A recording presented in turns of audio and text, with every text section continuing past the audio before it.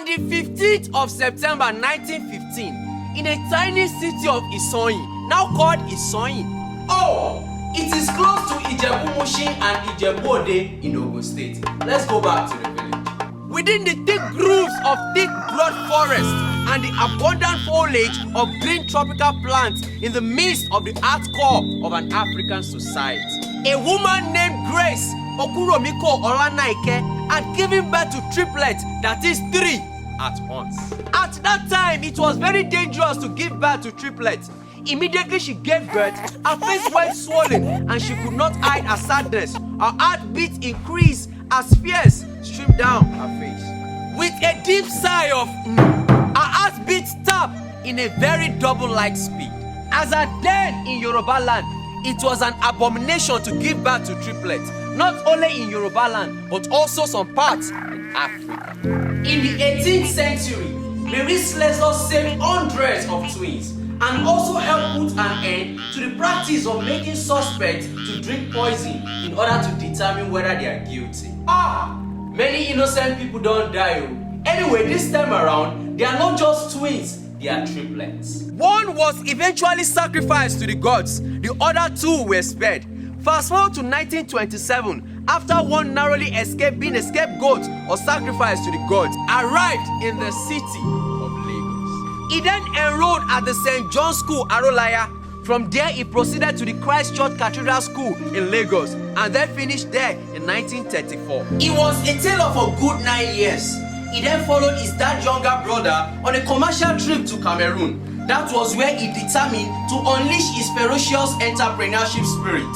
Fixed up himself with various duties in Cameroon alongside other obligations. Upon reaching Nigeria in 1954, he already had it in mind to start a Ajogbigba, that is, thrift collection. I'm sure most people living in Lagos should be familiar with the colloquial sentence of Oriepebi Alajo Shomolu. The man we've been talking about so far is popularly known as Alajo Shomolu.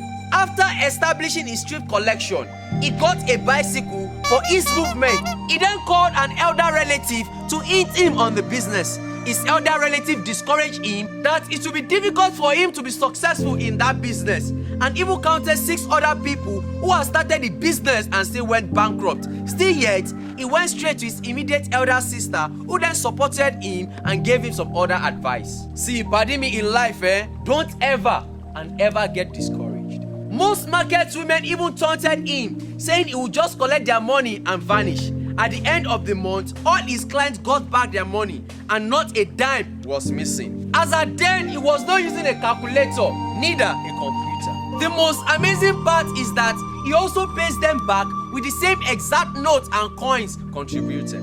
It was so exact that if a client should write down the numbers on his notes, he would pay back with the same notes at the end of the month.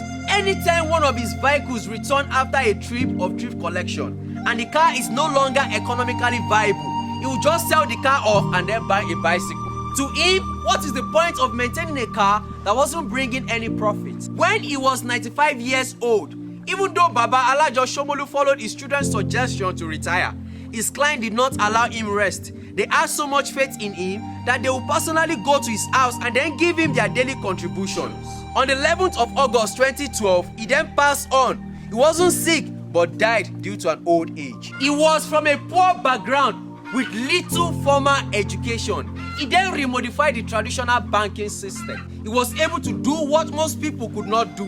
From his childbirth, one could deduce that God has plans for him to escape being a sacrificial lamb to the gods. But aside that, my friend, your level of education should never limit you. Mind you, there is more to education than just going to school. Baba Alajo Shomolu, who did not have a quality formal education, became successful in the business that other people did not. The amazing thing is, he would also give back the same notes and coins contributed by his clients.